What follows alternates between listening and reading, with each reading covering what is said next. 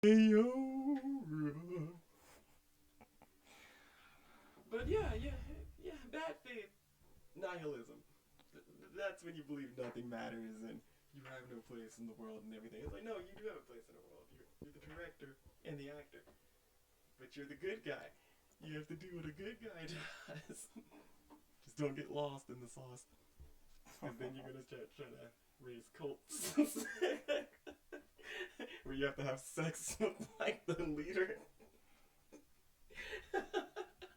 That escalated quickly. Oh my god, that's most cults. That is most cults. What was that one cult you had me look up? Oh, now we're getting into cults. It's just a little, just a touch. Don't get me started. What was what cult called? It was Finish, please. It was some cult that you had me watch a documentary about. We were sitting there just like cracking up. This guy had music. There was a band.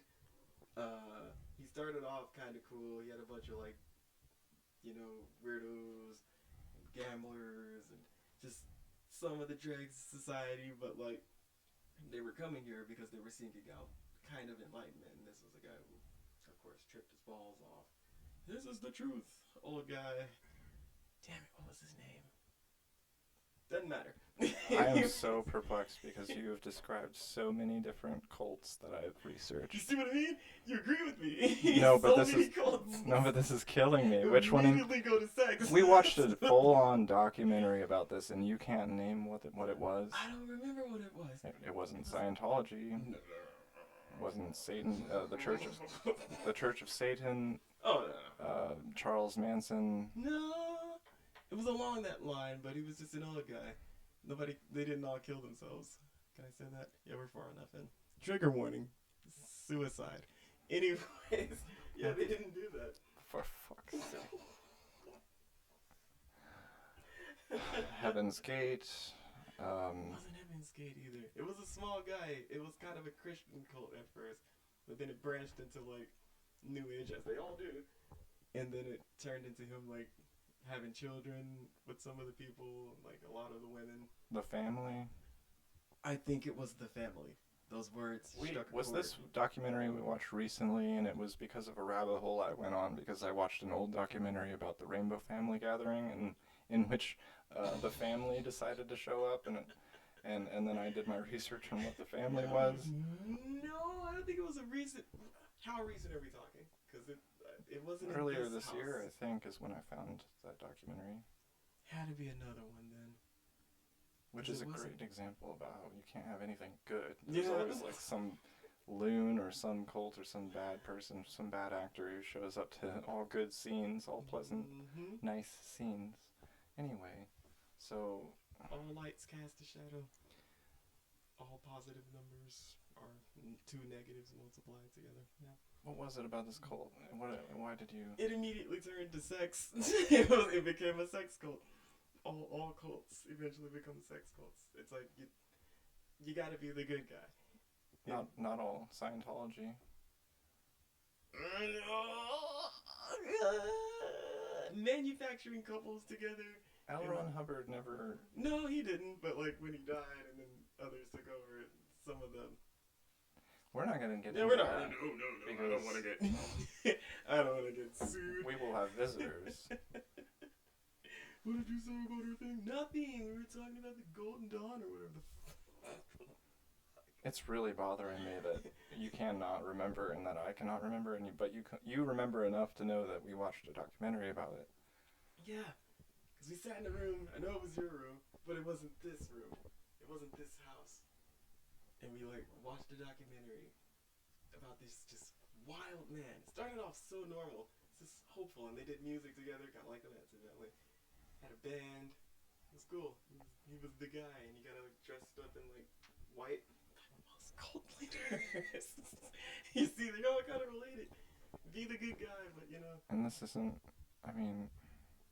Maybe it could have been the family. I don't think it was. No, because.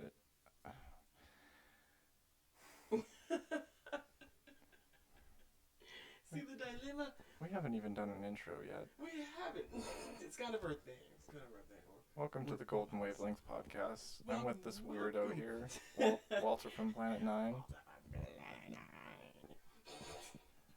And I'm Gaston the Curious, and apparently we're talking about cults. So It's one of the branches. One of the branches. But yeah, I forgot what that guy's name was. Weirdo. Weirdo. first of all, what is your definition of cult, please? My definition of a cult is the exact same definition of a religion. But the difference is the leader has been dead for much, much longer. In a religion, that is. Mm-hmm. The leader's been dead very long. Mm-hmm. What would you say the limit is? 100 years? Kinda. Maybe. Okay. Maybe. I'll allow 100 years. That's fair enough. I think mine is, or it used to be, or is sometimes, depending on the situation or context, that a cult is what you call a religion, a full-on religion in its beginning phase, when it's a small group of people who are meeting together intentionally for the what will become the religion in the future. And sometimes you have secrecy involved with that.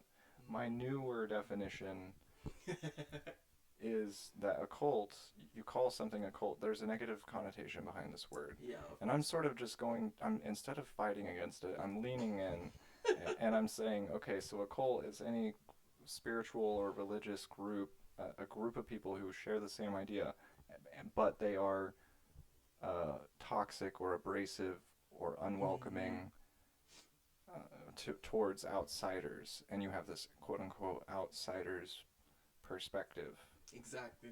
So you don't have Family that with... friends will disagree. They're not your family or friends. Leave them. They don't believe in the way. that shit. Yes. But then you have the opposite side of that. You got organized gatherings of people where their belief system is merged with other belief systems, and you build a town, and then you have a church, and then you have trains that run through there, and you have a whole park and a nature reservation. You're helping people. You're not doing anything weird. It's just strange that you've been around for this long. I'm not talking about Unity Village. So, yeah, there are two sides of it. Cult can be good, cult can be bad. Pop culture made it crazy. We have Manson to thank, and Heaven's Gate, and a whole host of others. Why they gotta fall apart. Yep. Walter just name dropped Unity Village in there Did because I? he knows I that don't think so. we've had this debate before. What is a cult? There's nothing... Okay, so if my definition is that they're negative towards outsiders and they have this quote-unquote us and them, there are outsiders and then there's us kind of mentality. But that's a type of cult. Okay. There are some that are open to any and all. But for you to understand, like, the higher teachings or whatever, then that becomes a little more selective. So, yeah. Hey Google, what is the definition of cult? Cult is used as a noun to mean a system of religious veneration and devotion directed toward a particular figure or object, as in the cult of Saint Olaf. Do you want to hear how cult is spelled? No, thank you. Lydia, thank you. Well. Lydia. But yeah, the leader has to be alive, maybe. But one particular thing or item, that's also a good one. Because that makes sense. That's even more of a vague definition in my mind. So I'm trying to separate here the difference between, I don't know, the Church of Satan, for example, and Christianity or Catholicism. Mm-hmm. And so to me, in one way, or if it's more textbook, it's if it's a small group of people, Yep, the numbers. then it's a cult. You can call it a cult because it's like without numbers, you don't have the normality factor. Mm-hmm. So it's like those people are a cult. Those Stages weirdos. of a religion. I They're like weird because they're not they're a minority that. They're not in established. this sense. Yes. And then once you're fully established, I mean, well, then again, people still call the Mormon Church and Scientology cults. And that's why I'm leaning in now into this kind of negative because you can't get rid of it. It's like trying to be like, yes, I know my T-shirt has a swastika on it, but listen, it's actually an ancient Indian symbol for harmony. No, it's just been sullied. So to me, I lean into the cult thing and I say, well, a cult is, it's a bad word for a spiritual group of people because there's all kinds of words and terms you can use for a group of people who are meeting for a spiritual purpose, and that meeting of people that gathering of people hasn't established itself enough to be termed a religion. It hasn't gained property or gotten tax write-offs. Yep. So. Because that's the difference between a religion and a cult when it comes to America. Which one is tax exempt? Capitalism. So yeah, I mean, can you believe that the Church of Satan has tax exempt status, and that there are dog tags out there, military dog tags that say Satanist on them? Wow, where really? It says the religion, it says name and stuff like that. It says religion and Satanist. What? That's cool. That's wild. Yeah, you were there, weren't you, for my year of of heathenry, my brief gallivant through LaVeyan Satanism? I think so. We talked a lot about it. No, yeah, it must have been before then because, yeah, I don't even know where I was working around that time, but I don't think we had met yet, actually. But yeah, we certainly talked about it a lot. And yeah, my teenage rebellion phase became ultimate rebellion. Yes. Cast out from heaven rebellion. Hey now. Shut your mouth. Just talking about Satan. So yeah, specifically Satanism. Have no idea what got me into it. I can't point any fingers to any band. Any band in particular, maybe Marilyn Manson. I did get into Marilyn Manson. He was popular around that time, and I did read his autobiography and everything. And the fact that I did hear that he was a member of the Church of Satan maybe piqued my interest and led to me Googling it, and then YouTubing it, and then finding a documentary, which Walter and I have watched, about the founding of the Church of Satan and people's reaction, the locals' reactions to it. Because this guy basically just lived in a neighborhood, and then he was Tony one day, then he paints his house black, shaves his hair off, shaves his hair bald, and then dons a satanic priest outfit, and becomes the founder of the Church of Satan, which has become like this cultural icon. And obviously now the light is being cast now on the Satanic Temple. Yeah. They're much more active. I mean, to be fair, the Church of Satan seems much more active on Twitter, as far as I know. Walter's yawning. Walter's, oxygenating the brain. The nocturnal Walter's. Anyway. It's not sleepiness, it's oxygen. But yeah, that was my rebellion phase, and the only thing that I took away from it was appreciating connoisseurship, because they are of the sense of, they caricature Christianity to some hilarious extent, and part of that caricature has to do with this element of Puritanism that never fully left Christian thought, and that is that you shouldn't indulge to the fullest, live deliciously, as the devil says in the movie Witch. That you should pace yourself, which I actually agree with, especially the Buddhist idea of the middle way, the middle path.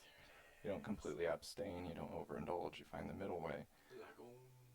But and there may be an element within LaVeyan Satanic philosophy that says that probably says something along the lines of, you don't want to necessarily overindulge all the time, because that will inhibit your ability to fully appreciate your indulgence and express your, whatever.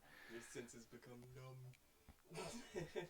Well, that's so numb, just overstimulated stimulated, Mm-hmm. and then you start becoming like focused in on that side of your ego, so you can't practice Magic. Yeah, so that's another weird and tricky thing. So in LaVeyan satanic texts, it does talk about magic, and LaVey did talk about he believed in the art of magic. I think he believed that maybe science would come to quantify it someday, but I mean, look at alchemy. and he claimed that he had successfully cursed and killed several people. I have a funny story about this. Well, it's not so funny. It's kind of tragic, but so he had a problem with someone. He places a curse on them, the bad kind. Oh, dear Lord. Dear Satan. Little does he know that this enemy of his, who he has cursed, has a lawyer. So the time that at the time he's being cursed, he's in his car with his lawyer. And it turns out that this lawyer was actually good friends with Anton LaVey.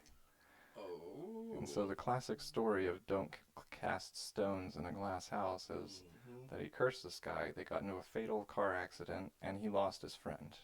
Whoa. Along with his enemy. So there it is. So that, you know, double-sided sword. The claim is that not only does it work, it can be dangerous. Yeah. Oh yeah, don't get me started on Crony. But then, so like, there are parts of even LaVeyan satanic texts that talk about, that highlight the Jungian or psychological psychodrama aspect of it and try to parse apart the magical and ritualistic practices in a way, like a psychologist would. And so in that fashion, they kind of took a bit of the magic out of it, because they were trying to, I think, establish, similar to the way that Scientology tried to, they were trying to establish some sort of rhetoric, some sort of language, some sort of foundation that people could point to say, so here, you know, we're not completely superstitious. You know, we make fun of Christians for being superstitious, but, you know, they could make fun of them for being superstitious because they don't have some sort of science to point to, or some sort of logic through psychology to point to validate their rituals and their magic.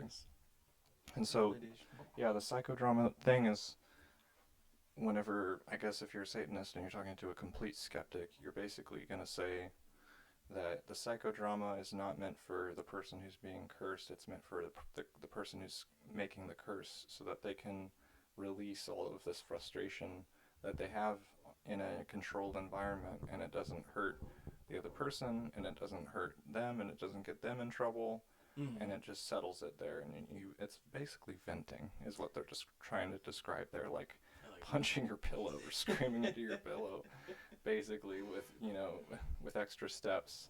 A lot of steps. And I'm not trying to like advocate for Satanism here. I have said on multiple occasions that Satanists are atheists in Halloween costumes. Yep. And so couldn't agree more. That is very, very, very much true, especially these days when it comes to the Satanic Temple, because the Satanic Temple takes out this whole idea of curses can actually work, like LaVey claimed, and that there is some sort of magic, some sort of force that maybe science can't fully understand yet, that is drawn upon and sent forth during a ritual. Satanic Temple says no. You know, they focus entirely on the psychodrama and the psychology aspect of it. And when it gets down to it, claim there's no magic. You know, of course there is no Satan, and there is no magic. Magic's not real. Stop being dumb and superstitious. But then in the background, you have millions and millions of people around the world who know magic is real, and know that evil is real, and that these people, you know, it's like, how many, you sit back and wonder, how many of them know that they're doing work, and that there are things out there in the dark And then how many of them are just totally just having a good time and they don't really believe any of it and it's all innocent and they're just having a good time and they like to be witchy, Yeah. which I understand. I like witchiness. I love the witchy aesthetic. I may have stopped being a Satanist, but I never stopped loving like gothic and witchy stuff. Yeah. And it's in the Satanic Temple. Their branding is so great. Their facility down there, I think in Salem, is amazing in a witchy aspect. If I've got my my witch hat on for a second, it's freaking awesome. It's so metal. But I think there's a lot of people who quickly get disillusioned with it because they're like, yeah, heck yeah, sign me up, hail Satan, and then they go to the website and then they like, or maybe they meet some of them or they get into it and then they find out, oh, no, magic's not real, Satan's definitely not real. There's no such thing as magic or any kind of thing that science can't quantify, and this is just psychology, psychodrama, and and it's like, well, damn. That's not nearly as metal as I was expecting. It's very anticlimactic. And it's just like, what? If you're going to do the thing, do the thing. I mean, 100%. even like LaVey said, if you're going to be evil, be the most evil, Loki-like, figure that you can be. And anyway, I survived. I survived a year of like overindulgence and a lot of partying and a lot of met a lot of different women and took a lot of different substances and dabbled in black magic. I've dabbled in things that even LaVeyan Satanists and especially Satanic Temple practitioners, what would you even call that? I guess they're Satanists, humanists. Anyway, they don't practice this stuff. And anyone who is versed and does practice magic warns against this stuff and yes, I had hex bags lying around like I was the big lots of occult Holy shit. paraphernalia. Like, yeah, I'll make a few hex bags and I'll just have these I'll just have these in case, and if I want to give them away, to give them to somebody who has a problem with somebody, maybe that's what I'll do.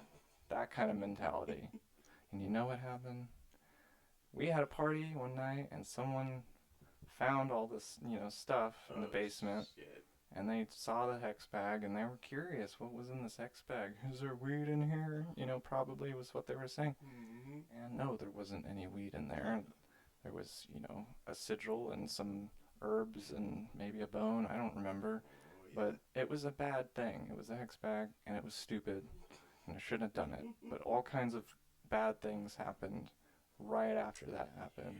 And I'm not going to get into the details, but, a lot of people got in trouble, and there was, police involved, and I think a lot of property damage, and, just a rough time. It makes you think. I think a relationship ended, all kinds of stuff happened. So, yeah, and it's definitely real, and don't have hex bags just lying around. Just don't do black magic. It's not worth it. It's very dangerous. Yeah, throwing rocks in a glass house, basically. You don't know the very, very subtle connections between you and complete strangers. There you go. And if you go cursing somebody, even just with your thoughts, you just never know. Like, what are the bad circumstances? The idea everything comes around back to you. Right. It's intention. As above, so below. Equivalent exchange. If you guys get that pop reference. Yeah, and see all of that. It gets into the very. If you don't know the measurements, don't mix the chemicals. You will kill everyone in your house. Alchemy was a fringe science. It was culty and magic. It was magic. But chemistry. We have chemistry from that. Studying the stars and zodiacs and all that. It was astrology. Well, just like all things, there's a twofold process. So there was the physical process of learning things about physical elements and substances and their reactions with each other and their decay over time and etc. And then there is the philosophical aspect of alchemy over time, which most argue is the true alchemy, and that the surface stuff was I mean, the physical stuff was all surface. And that the true alchemy has to do with developing your mind, body, soul connection, and becoming a enlightened being, more or less. Boom. Maybe the ego death has something to do with that, and thus you relieve yourself of the fear of death, and by doing so you become immortal in a way, because you realize all of the potential of all your past incarnations, the idea that you may have lived and died numberless times. Yeah. And I don't know, there's other things that come along with that. People say that yes, it's philosophy, but there is something true to it, that there are rumors and legends about it literally extending your life. You know, that there is some sort of true aspect to this legend about the Philosopher's Stone and immortality. Right. I forgot about that. Yeah, that, what is his name? Saint Germain. What is it? The Count of Saint Germain, and also Nicholas Flamel. The idea that those men never died. Specifically, there was a legend about the Count of Saint Germain would attend these dinners with all these royalties in the turn of the century, and he would tell stories about the medieval times and about being, you know, in the Middle East in Jesus's time, and he would have these long, amazing talks, speaking in any language people requested, never ate or drink anything in public. Not at any of the dinners he attended did he drink or eat. And yeah, he basically over time claimed to be an immortal of some sort. And there's this rumor that I think his death was faked, and the story is that he was smuggled overseas to the New World, to America, and that he's still alive here today, probably in New York City. I don't know. Dear God. Maybe he's represents some old money. I don't know. We've requested. Oh, now we gotta start. Present Saint Germain. Let's talk about the Rothschilds. No. No. Not yet. We'll get there eventually. We're not going to talk about the deep state. Our what would you call them? Our overlords.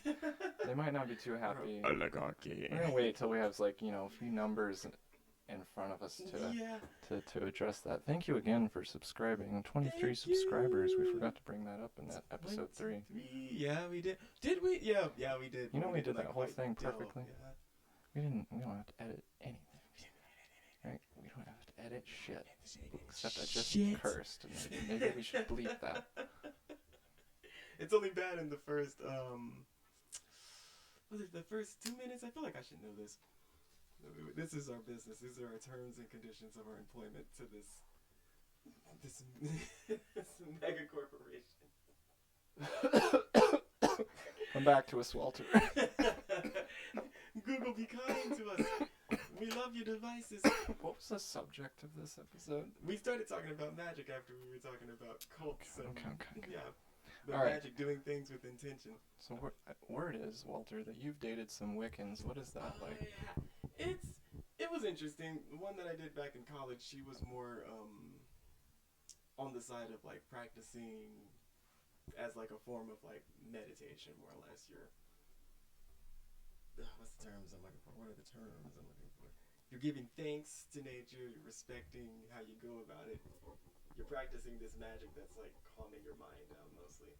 So less so the weird, I'm gonna throw this at you and you're gonna do this. I cast a love spell on you so that you can be with me forever. Yeah, because she knew. But yeah. So we talked a lot about philosophy. I was a big philosophy buff in college, so she was a brainiac, but strange. Just like an otherworldly strange. Uncanny is the feeling. Just that weird feeling you get. I don't know. She knew some stuff, she did some stuff, but she didn't tell me all the stuff she did. So, yeah. That was my one Wiccan experience. I've had another, but that was like, had to have been 23? Doesn't matter. Yeah, just another. But did they have like a coven? Again, stuff they didn't tell me about. stuff they wouldn't. Because you're a man. Probably. Probably. A lot of Wiccan stuff is very feminine, which I understand. I mean, there's good reason for it. You gotta have your sisterhood. I was gonna say brotherhood. Right. That wouldn't be the term. Yeah, you go on the intentional community directory Mm-hmm. and looking for communes. There are so many women-only, like Wiccan or pagan communities out there, Makes especially sense. in the West Coast. Makes a lot of sense. Well, especially with the West Coast. A lot of little pockets of, women dancing naked around campfires out there. Apparently, Pure cold. growing weed, making mead. Sure, yes. Sounds lovely. So cool. I hope that's a thing. Good for them. Share that magic, guys, but I get why you don't want to share that magic, so I won't even tell you to share that magic. No, can't have nice things. You open up to everybody. Mm-hmm. Nope. You got the gathering with the family. I do remember at the first, speaking of the intentional community directory, that's how I found my first commune, and in Colorado, and there was a like women's get together thing every the same, I think maybe it could have been Monday, Moon Day, kind of thing, where they would all, no men allowed, and all the women in the commune would go up the hill to the cabin, and and they had this spiral and inlaid into the ground made of crystals, where the moon would come down, and shine on it, and So cool. very witchy. Extremely witchy. That is like the top of the pyramid. But yeah, I never had the pleasure of actually dating a Wiccan. I think maybe one of my girlfriends had some sort of tendencies, maybe like she would, it's not like she had a coven or she would set up altars in the woods or anything like that, but it was enough that she knew what the major holidays were, and she would maybe like text, hey, happy Imbolc or what have you, Samhain. Yeah, but as far as, witchiness in my life, it's all on me. It's all on my end. I've dated people who are not necessarily quote-unquote normies, but they're relatively normal people, and I'm, like, always the weirdest one, and, yeah, as far as, like, I guess it's people who have the story about me. And I'm not a Wiccan, again, I should clarify. I might have, like, studied and practiced stuff that's associated with Wicca, but paganism in general.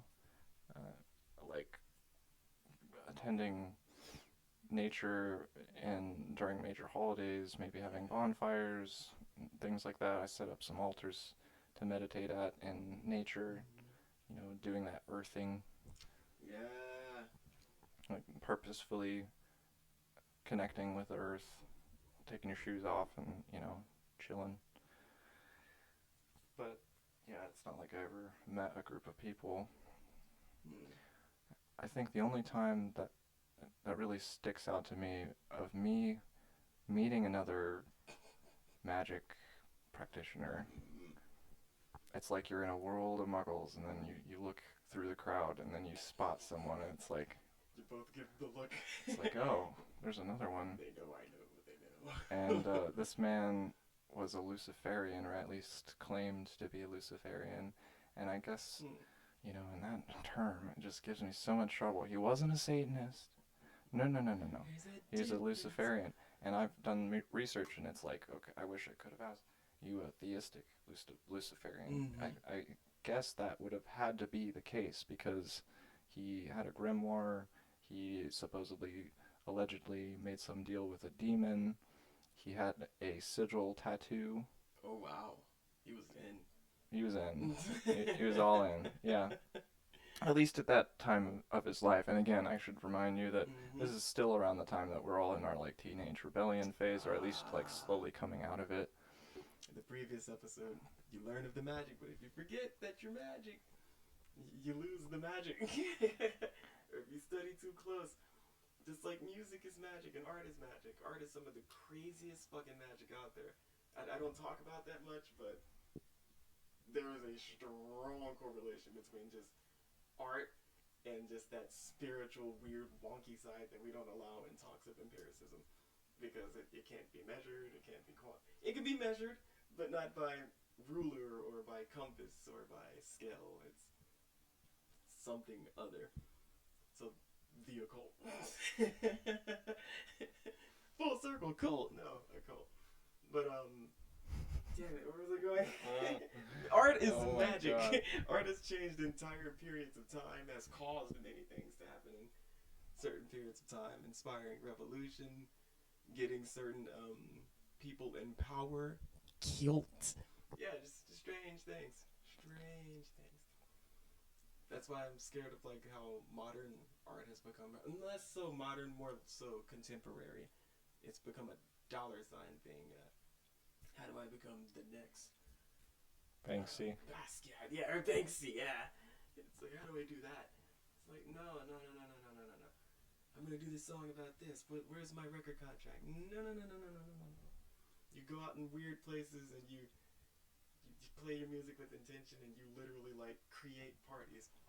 You create parties because that was like your energy. You're attracting these like-minded people or unlike-minded people because you have what was it? Where was it? You have gurus and cops. So when you do positive things, you attract negative things as well as above, so below. Alchemy. But yeah, art is magic. Art is some real magic. I would agree with that. I think I go by the Crowley definition, which is, don't give me that look. I couldn't agree more. Do tell, Castell. Art, got me thinking about art. Okay. Magic is the art and science of causing change to occur in conformity with one's will, is one definition. I think Crowley's definition. Well said. For all I know, he could have stolen that from somebody, but I don't care. That's Crowley's definition. That's how the spoken word works. So, and that brings it to, art, music, chemistry, engineering, architecture, the space program, all kinds of things, and it kind of is this almost hermetic perspective of humanity that empowers us, and it shows that we are this amazing entity that can manifest wonderful things, amazing things. And it's a two-edged sword, of course, because we can also manifest horrific, man-made horrors beyond our, beyond our comprehension. Bring down the sword of Damocles upon the innocent. Accidentally. In a video game. But yeah, it makes me sad because like art has become perverted because perversion exists within all realms of everything. So you have cults, which are pretty much spiritual gatherings, but you have cults and then you have cults. Yeah, there's always perversion. So with music being so magic, gathering groups of people, dancing, drinking, shindigs, hootenannies, all very, very magical things. But then you have like the other side of that, making money off of it. So now you got kids twerking on the internet. You're creating these strange, almost borderline evil things, but just like this love.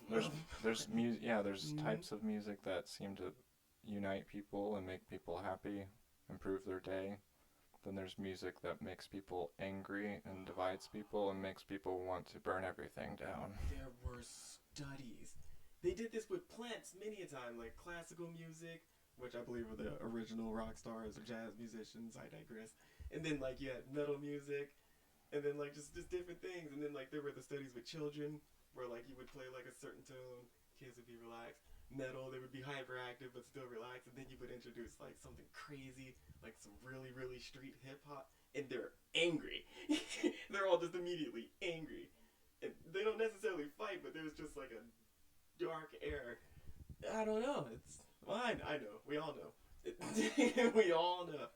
There's just intention behind certain things like that. And I don't like how the dollar has kind of like pushed magic in a certain direction. Well, speaking of that, so you mentioned the dark side of art, and so the dark side of magic kind of alluded to it, and I thought of propaganda, but not just propaganda. Now, when you said the dollar, I also thought of the images on the dollar. So the film Zeitgeist touches on this a little bit, where it talks about the subconscious reactions to the type of word magic that is done on printed currency. The things that are worded, the things that are printed there, the words on it, the way things are worded, even the font, the geometric images, the Very esoteric. every very single occult. thing on that, every single square centimeter is there for a reason, and it all plays a part in generating value in this object. And it's the same thing that you get whenever you are generating meaning and importance and value, and you're channeling intention into an object during a ritual. It's the same sort of principles that you have to follow. Right. And I kind of got lost on the whole thing, because I started thinking about servitor objects. Have you ever heard of a servitor? Servitor. Servitor. It's a very obscure occult term. So imagine if you've got this concept of a voodoo doll or a puppet. Yes. But then imagine that you blend that with the kind of notion of golems or homunculi.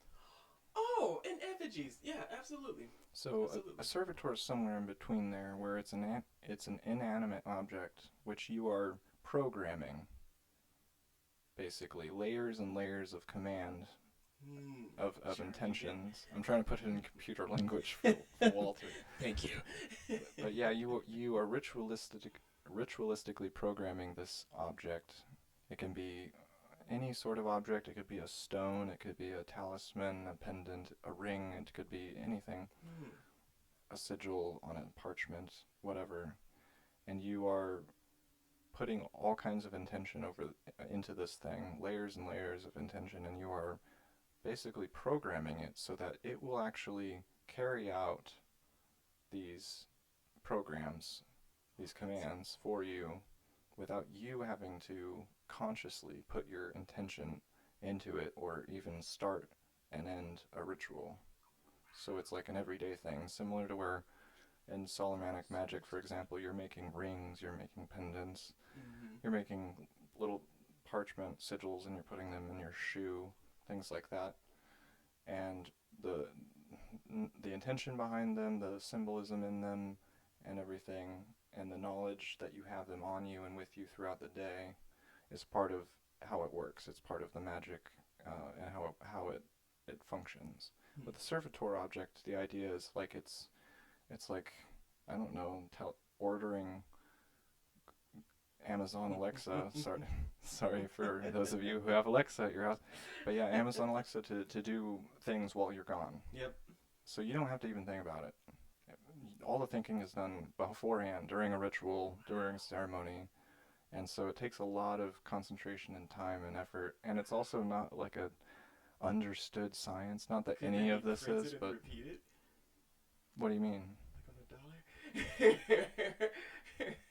Yeah, I mean, what do you mean? You turn a dollar into a servitor object? No, like the servitor is like the evocation, almost like the servitor is like a word or like a feeling or a belief, but like it's phylactery, or just like these paper currencies, or just like even change. So it just creates this idea and this thought that this is the medium of exchange of value, because money's been around for a long time, but it hasn't been around forever. Bartering kind of like was before that, but like special metals and special tins, like we've always believed that they had like just these magical properties, like silver. Thousands of years back has always been like one of the holy ones. So yeah, it's kind of weird and a little freaky. I never like sat and connected the dots between that. That's creepy. Right. It's like, gold has metaphysical properties to it. And instead of having gold, they have this paper, and it's like, how do we imbue it with something special that adds to its value and importance. It involves words, powerful words like God is in there, and powerful symbols, the all-seeing eye, the pyramid, the what else is in there? Oh, you have the Star of David. That's true. Yeah, So that's your basis for sacred geometry and the divine feminine, but divine masculine, the unity of the two, the blade and the chalice, which is Kabbalah, Hermeticism, alchemy, and yeah, there's a lot in there. And it's not, again, when you dig into it and you have certain goggles on, you can see it as this evil thing, this evil conspiracy. Yeah. But really, if you're looking at it rationally, I've dug into it over so many years, and there's really nothing necessarily nefarious. Nah. That doesn't mean that an elite can come along after all is said and done and be like, order out of chaos. Yeah, so now we're going to start some chaos. The intention for Ordo ad Chaos was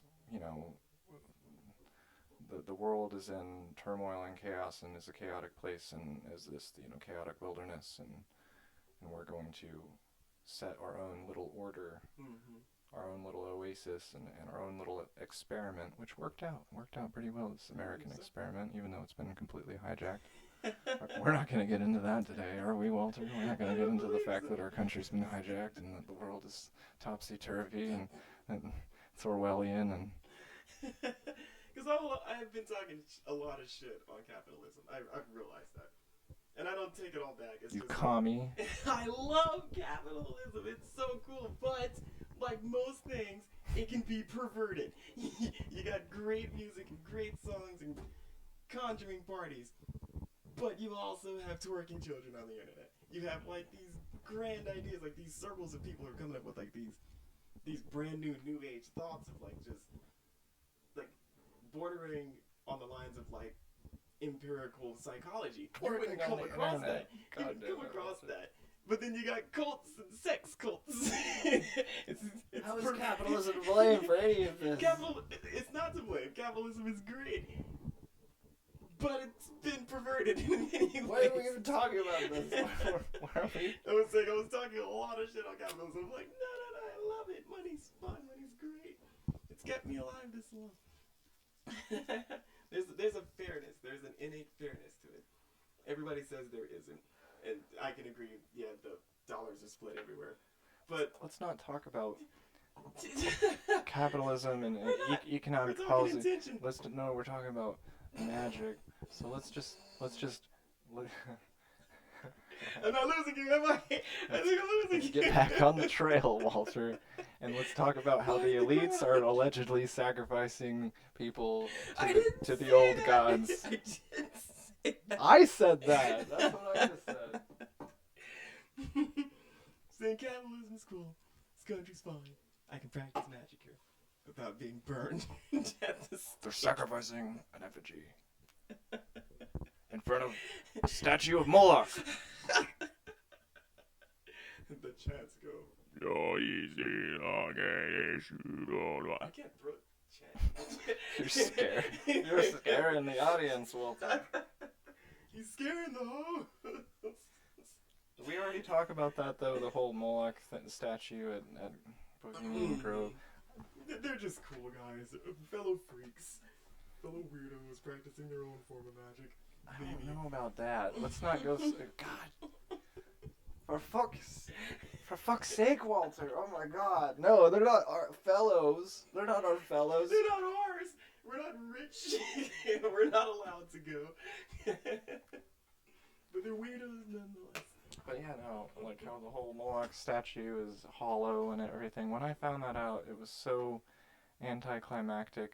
Yeah. No, it was first the disillusionment of, oh, Alex Jones, is wrong. And it's not Moloch, it's an owl. Moloch is a bull. Moloch is like, I don't even know if it's settled or concluded what Moloch was, but I think most depictions are of a humanoid, human bull hybrid, some man with the head of a bull or some horned god of some sort.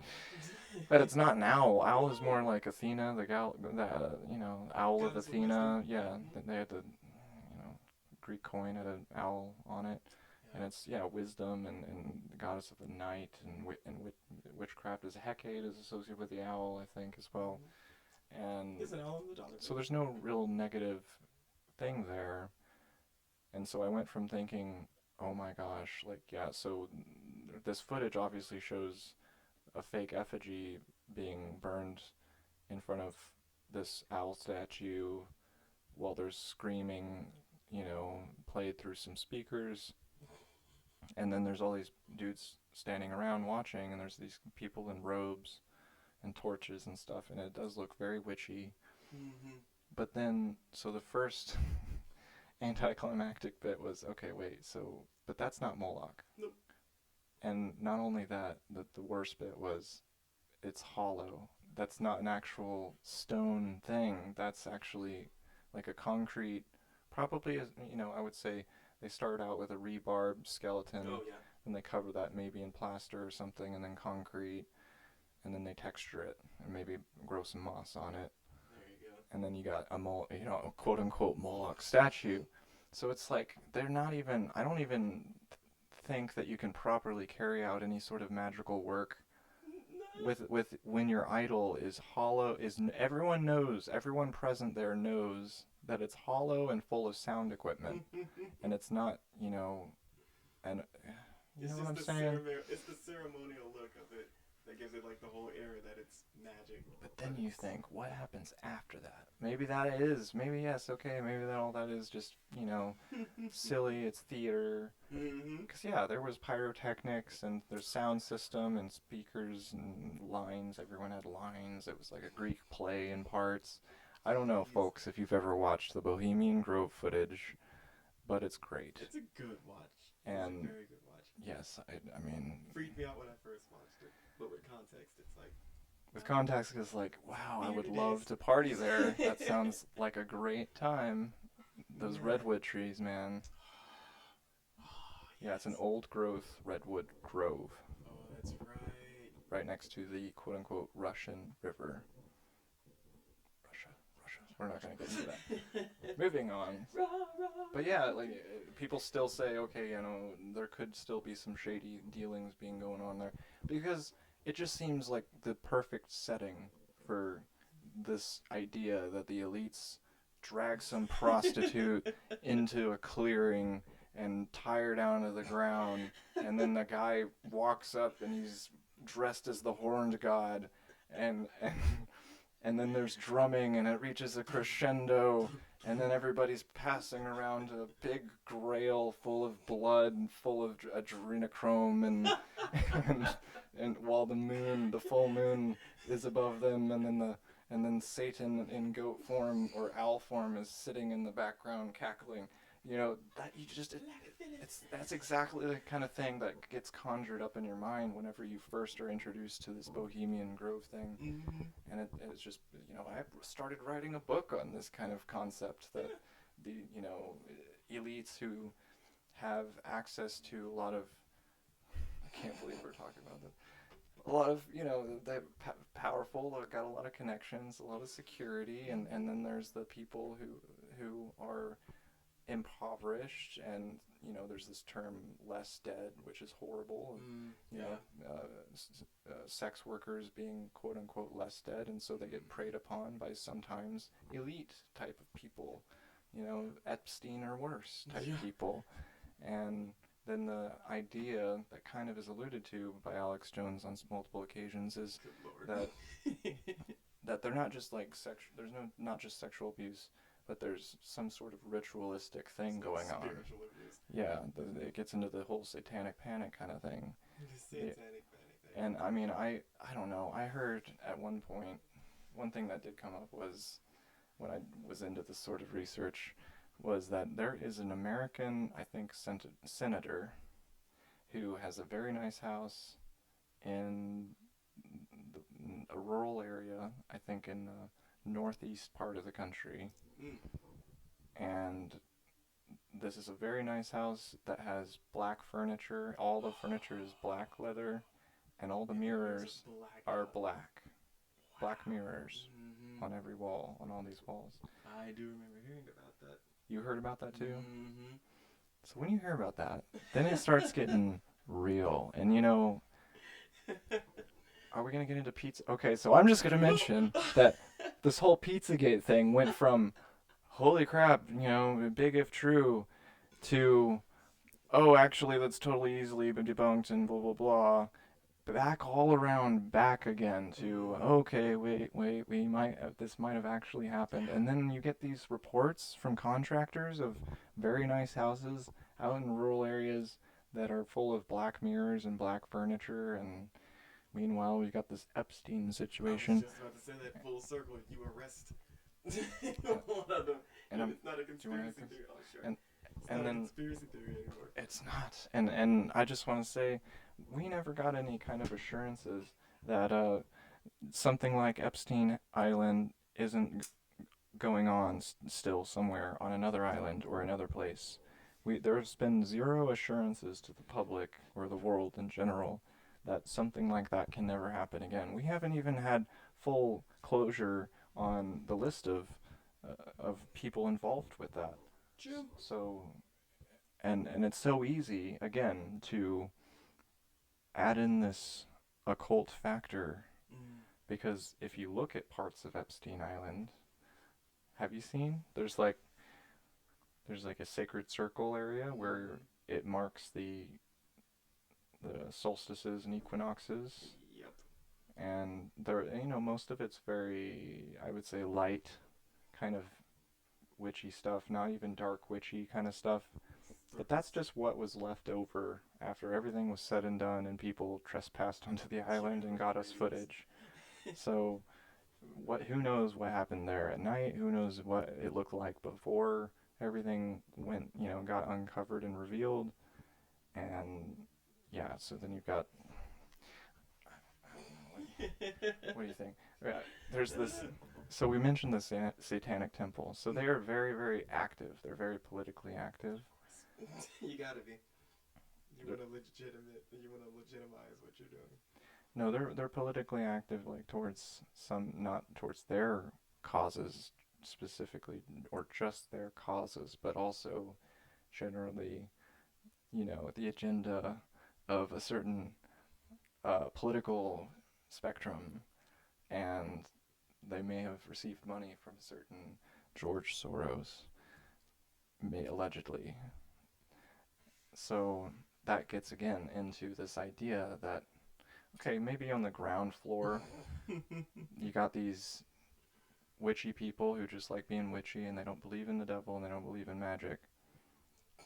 But then follow the money, and you've got a black mansion full of black mirrors, that kind of stuff. And of course, all this is hyperbole. It's all allegedly. It's all in Minecraft. Yeah. You don't know.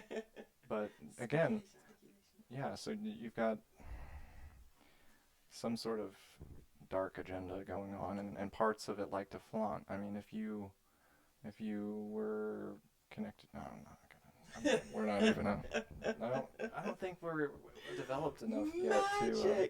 No, yeah, we're not developed enough and not developed enough to cover that. Know what I mean? If we were starting out, this was episode 1. The whole world's a hologram. By God. But if everything else was like after that, yeah. Intention and magic. We can control the world, maybe, with what we intend. And that's through music, art, and sometimes ritual. But like all things, that cute little magic can be perverted into something else for Demiki behavior by very Demiki people. So, yeah. Oh, yeah, and don't get me started on like just how weird just the theater world is. Speaking of art and magic, just Shakespeare being kind of witchy, very really witchy. Do you remember his accursed play that you're not supposed to say during any recording or any performance of anything at all? Is that right? That is absolutely real. There's so many books written about him just probably being a secret Loki. You mean the whole bubble, toil and trouble thing? Interesting. Isn't that right? So it's like cursed. Is that the thing? Yeah. Okay. Even in like the whole acting scene, break a leg. Yeah. And But the book of the law by Lester Crowley at the end says, "Burn this book after reading," or something bad. What basically? I don't. What does it say? Let's get. Oh dear God, he's gonna read it. What does it say? Burn after reading. Sounds like a new age self-help book. After you're done reading this, you burn this. All of the pages are blank because you must fill in this. It's Eat, Pray, Orgy. Alistair Crowley. Now I Eat, Pray, can't. Love. Now I can't find it. It's gonna bug me. Oh no. The words of wisdom. The words of magic. Well, that form of magic, at least, being as it were an oral practice, meaning it's spoken and that's how it's passed down. Carrying a charge, if we're talking about electronics and computers. It's weird stuff. Weird stuff. And I'm not gonna go all empirical, all critical, and just go, yeah, but Occam's razor. It doesn't prove to be true. It can't be measured. It's not true. But there are many things we can't measure and many things that we will never, ever be able to measure because we were born in this time and our universe is this old and the stars are this far apart from each other and we will never see beyond this bubble.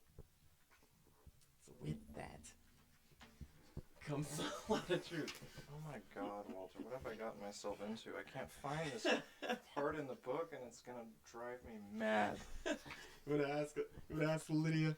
Lydia does not comprehend things like this. Lydia might comprehend all. We're just sussing you out, aren't we, Lydia? You're the intern now, but you might be the CEO and Oh, that'll be nice. That'll just be Lydia sitting in a room by herself, asking herself questions about things that she... Yeah. Same voice. It'd be like the Seinfeld episodes made by an AI. So intriguing. Don't get me started on AI. Here it is. I've been looking at it this entire time. I kept coming back to it, but it's worded so vaguely. Alright, so at the back of the Book of the Law, it says the comment. That's the title of the top.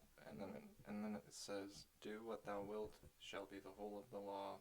The study of this book is forbidden. It is wise to destroy this copy after the first reading. Whosoever disregards this does so at his own risk and peril. These are most dire. Those who discuss the contents of this book are to be shunned by all as centers of pestilence.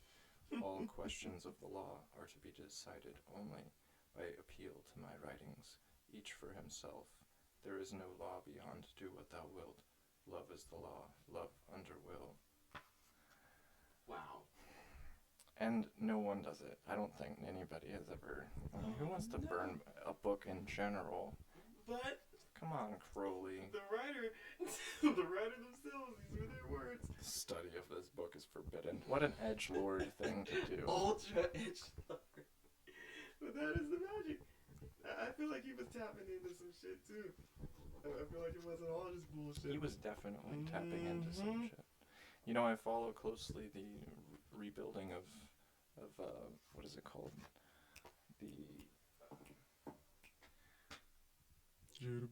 His the house that he lived in off of Loch Ness. What was it called? Shit! God, I have the entire document on that laptop. Hey Google, where did Lester Crowley live? Alistair Crowley has lived in Leamington Spa. No, it was in Leamington But House. that's interesting. I didn't know that. Thank you, Lydia. It's like elaborate. Brierskin, Bullskin. Bullskin. The Bullskin house. Yes, I follow the reconstruction project of that house very closely. I'm one of the top fans. Yes, not because I'm not a Thelemite. I just really appreciate the very few locations around the world that represent icons of the history of magic. How many icons of the pure occult exist? It's not a popular thing. Well, I mean, unless you're throwing in old school. So you're I mean, yeah, you're talking about not ancient stuff? Yeah, not ancient stuff. Okay. Man, let's think about that. So, Right? Could you count musicians? There were some weird ones. no, I thought you were talking about places. No, yeah, places in general. Magical, like, relics. Mm-hmm. Stop fucking around with that guitar, Walter. You're driving me mad. Play the thing or put it away.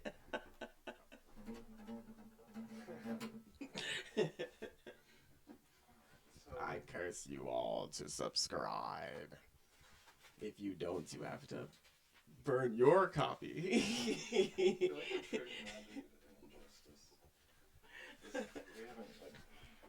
Most of magic so is many doing. things that we have to bring up. So, like, I could lay down, like, all right. Here is a magical map of London. Mm-hmm. And I can't wait to go on a tour of this someday. But one of my favorite places is the Watkins. I think it's it's Treadwell's Bookshop, Tavistock Street in London, and it's a famous occult bookstore. It's been open for like over 100 years, I believe, Cool. and London's got some energy to it too. It's been around for a while, first of all, and I heard that there was a very popular order that used to walk around there and operate it out there. Mm-hmm. trying to think of other sites. Like, I mean, obviously there's ancient places like Stonehenge that continue to be used by pagans and people for magical ceremonies. You know, this book, the Book of English Magic by Philip Cargom and Richard Haygate, they mention how a group of magicians got together during World War II to protect England. Oh wow, that's cool. Mm-hmm. Oh, that's cool. It's a great book. But yeah, I'm trying to think of like, I don't know, magical. So like this country is so new that there's not really That's a lot what I of mean. like So that old school like magic kind of stuff that you have there. I mean, so over in Europe you've got that Bullskin house, and you've got like places where John Dee, you know, lived or studied or worked, and artifacts of his in the British Museum.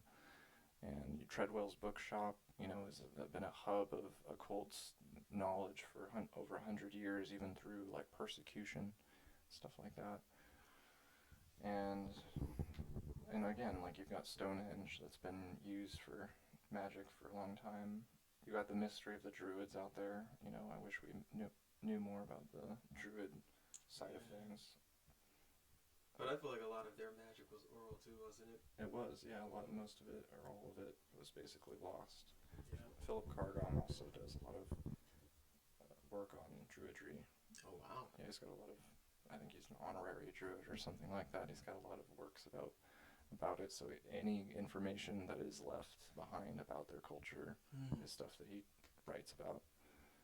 And yeah, he's tried to develop some modern Druidry kind of practice. Oh, that's cool. Yeah, so I was kind of into that at one point. So it's not like I was so much into Wicca because, well, partly because there is some debate about its origins and how, you know, the background story of it wasn't quite, you know, accurate. Have you yourself ever actually tried to practice magic? Not in the traditional sense or in the colloquial sense. It's more like recognizing similarities or harmonies, or harmonic moments, and then just realizing that certain moments kind of carry a charge and you can kind of influence things. So I guess in that realm, yes, but never like through like any actual practices or studies. So kind of like my own thing. Music especially, like when I would just go off to Giacomo before I learned some things. I would just pull up to like a spot, just start playing guitar, intention to just have an audience. And an audience is literally just anyone who hears. So there's like certain chords, sing certain notes with those chords, and you would just get people who would drive up. Others who would have instruments too. Music. Music, a magic beyond anything that we do here, said Dumbledore Mm-hmm. in book 1 of the Harry Potter series. I just had to. I had to, though. Because you do imbue that kind of spirit, Walter. That's awesome. Thank you. Because, like, here I am. I'm like, you know, I did things at the crossroads. Like, I've done the literal stuff. I've learned how very, very, very difficult and tedious it is to actually draw a sigil on the floor or the ground. Do you know how difficult that is? People see it in movies and TV shows and stuff, and album art, and it's like, yeah, you know, you take it for granted because it looks witchy and everything, but you don't realize how difficult, it is to make a perfect circle in an area that's large enough to like walk around in, and then not only make that circle, but make geometry within that circle, and letterings, and you know, all that Latin.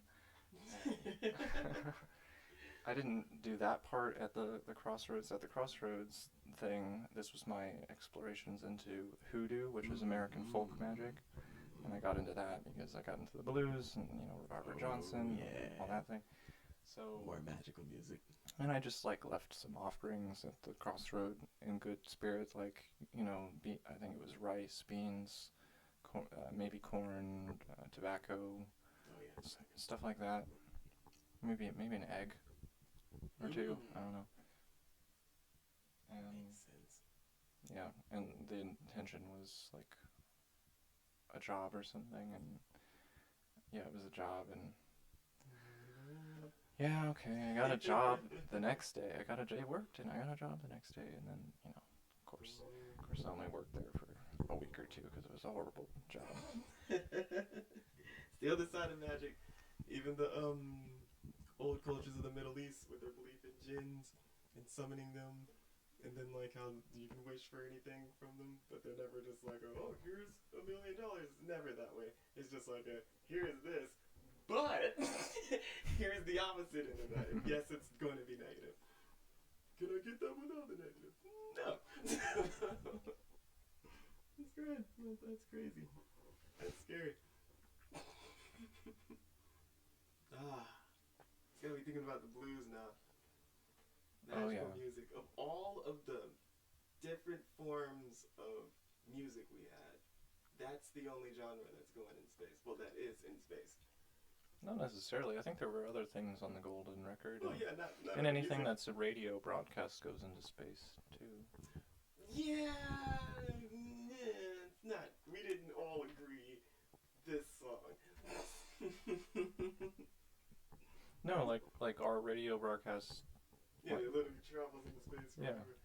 Because radio is a light wave. But that, you did mention that song, I don't know, I guess we're going to talk about it. But yeah, the blues song that you're thinking about was,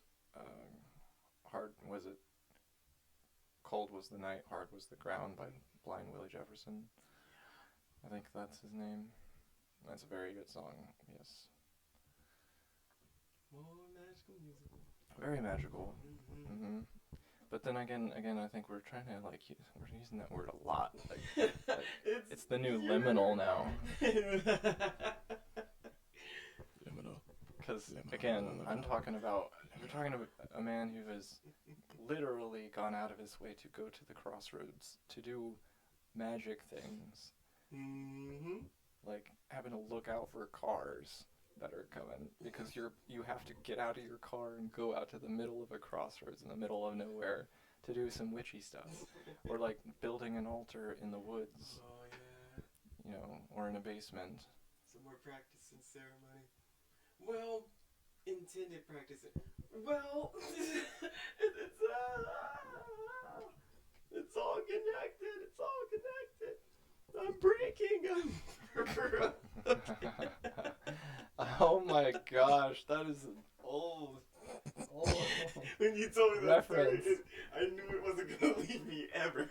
So, I'm like, holy shit. Walter's breaking over here, folks. So I don't know if this will ever My be glue is heard. too strong. I don't know if this will ever be heard by this girl. But I don't know if Sally Rose knows about the podcast. I think I sent her a link, but so one of the girls who I was at that commune with was Sally Rose. Sally Rose is lead singer for a band called Shag Wolf. Yeah, they're awesome. They do tours around I think around the world. I don't know. And anyway, so this commune, I went to this commune, and the first night we get real nice and toasty stoned, and not only is there weed aplenty being smoked, but there's this huge bag of really potent cannabis cookies being passed around. I don't know. I did name drop Sally. Okay, allegedly in Minecraft. Allegedly in Minecraft. And screw it. It's legal. Decriminalized now. So we're passing these cookies around, which slowly is not any. It's not cookies. People are just kind of scooping Batter. no portions of crumbled cookie, and eating it, and then so you don't know your dosage is the problem here. And the bag goes around till it's gone. Big bag, And there's some college students there for college credit to learn about permaculture and stuff like that. And I don't think they had smoked very much or partaken in cannabis very much in their lives, yes. They dabbled probably, and then they hadn't really had that whole full-on experience that we all go through at least once. And so this girl starts like getting uncomfortable, and she wants to go up to the cabin to go to bed for the night, and so her friend helps her up. You can't sleep at all, and she's walking, I don't feel good, I want to go to sleep kind of thing. I can relate, yeah. And so her friend's walking her away from the campfire, and I think she goes from being kind of upset to laughing. I don't know if her friend said something that made her laugh. So she's going from upset to laughing hysterically, and then silence, and then as they're making their way away from the campfire, going up into the hill, we hear, "I'm breaking. I'm broken. I'm breaking." And that just became a meme for me because, and I guess I don't remember telling Walter this story, but it became a meme for me because it's either for people who haven't had their first experience, or just describe people who maybe have had their first experience, but then they go back into it, and you have that again once in a while. I will have that experience where it's like, whoa, I just went out beyond the edge, and this is a bit spooky, and then I'm breaking, I'm broken, and then everything is fine. Because your mind is strong enough. Some people don't come back with their minds fine. Look at this random rabbit hole of strangeness that you made me go down. You've been trying to get me to talk about the commune life for a while now, and I just opened up first thing talking about doing drugs that may or may not have been legal at that time. Statute of limitations. and it's commune life isn't just about getting stoned all the time. Not at all. Even though, my nickname may have been Smokey, because I did smoke an awful lot, and my excuse is that I had a toothache. I got up there, and then I started having toothache, I think, from a wisdom tooth, so I smoked all day, every day, a lot of medicine, a lot of it, and became smoky. And anyway, yeah, learned how to milk a goat. That is so Daisy cool. the goat. Yep. But I was gonna take that tangent and bring it full circle because I wanted to bring. Do it, please. Bring us back, Walter, please. The use of said psychedelics in a video game whilst practicing magic, is that a thing frowned upon, or is that a thing kind of is it necessary sometimes, or is that necessary to the unindoctrinated? You don't really know what you're doing, so here's a taste of the other realms or whatever. Here's where you can operate. Damn it. What he... The use of Taking mental psychedelics. inebriants. Taking a psychedelic while playing a video game and doing magic. What kind of magic? What do you- Exactly. What type of magic? Exactly. Doing what magic? Exactly. Home base. You gotta give me specifics. You might as well have said. So like with shit. Not. No, I can't. No. This just had no. It And had a this direction. didn't go anywhere. This is like.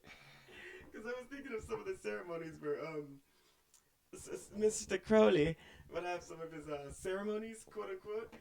There would be grand takings of psychedelics and other forms of inebriants.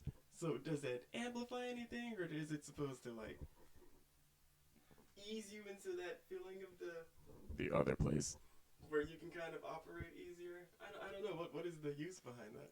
What is the idea? I would say magic and entheogens, which is any sort of substance which occurs naturally in the environment or is drawn in and processed from the environment by humans in any context. Usually its base form is alkaline. Yes, that has been part of magic for a long, long time. You know, Terence McKenna's stoned ape theory that gets into that. So, like, the development of higher thinking, it develops not only language, not only art. You got cave drawings and carving ivory, mammoth tusks into things. But then you have higher thinking as in spirituality, spiritual ideas. Where did I come from? Existential ideas. And that gets into magic. Some of the first magic a lot of people point to is cave drawing of an animal, an ungulate of some sort, maybe an antelope or some early cow, and there's spear marks on it. Over time, there were multiple spear marks made on this, so they made an image of the animal that they were going to hunt, and then they hunted it in ritual fashion, which is what we call in the business, what do we call it? Sympathetic magic. Sympathetic Yes. magic. So that may have been one of the earliest forms of sympathetic magic, and or of magic in general. The idea that we are going to cause change to occur. We're going to improve our fortunes in the future moments, in tomorrow, by doing this action with intention. So, and then it just, I don't know, went from there. I mean, I think about how we've never, ever stopped believing in or depending on magic in one way or another, because Crossing your fingers to hope for something. Knocking on wood. even during the burning times, when witches were being burned, which, okay, yes, we can get into if the numbers were inflated and that it wasn't actually as many as we thought. It was still really horrific, and it happened a lot more than was ever necessary, which is to say, not at all. And when that was all going on, mind you, there was still such a thing as a farmer's almanac. Yeah, There was still such a thing as farmers planting and harvesting by the moon, by certain astronomical alignments. Yep. Why? Because you gotta eat. Because everyone's gotta eat. And you don't mess with it. Why? Because it works. And if it works, you do it. And I don't know so much of that extends into today, the way that we do things today, but it really says something that on the surface, and at least in the history books, you think that magic was stamped out, and there wasn't magic. Well, guess what? So the royalty was using, you know, they were getting their zodiac read, they were, using high magic, because they could afford to, because if you're wealthy, you can afford a private room with a window that's facing east, with certain painted walls, certain type of wood in the floor, with a sigil in the floor that's inlaid with different metals and pearls and things, and you can own a dozen different types of, you know, magical robes for in different materials and colors for different purposes, and own a dozen different types Not of to mention wands you and have access to like high level practicers or practitioners because you can just I beseech the soothsayer, and you can just have them there. yeah. You go wherever you want. Yeah, I mean, have you heard about like was it Queen Mary's magical court? The fairy queen. Mm-hmm. You know, this gets back into John Dee and all that. That is some of my favorite stuff. One of my favorite stories is about John Dee and Queen Mary and the whole angels thing with Dee and Kelly communicating with the angels. You know about that? Fascinating stuff. I guess it would be professional of us to pull that information up at some point and then just lay it all out. How long are we at already? We're already at an hour and 25 minutes. Not bad. I That's thought it crazy. was way longer. How about we promise each other that we will do a series on Dee and the angels Absolutely. at some point? Write that down. Episode on Dee. This was a weird episode. What do we even call I it? was tying it in with like magic of the mind because like the psychedelic journey is all about the mind. Magic, mentalism, and psychedelics. I don't know. And witchiness. This has been fun. So, yeah, thank you for listening. Thanks And for being here. yes, thank you so much for being here. Thank you to our 23 subscribers. Thank you. Thank you so much, 23 subscribers. And, so seek out the big picture, connect the dots, question everything, question everyone, and keep digging. I love you, golden freaks. Mwah!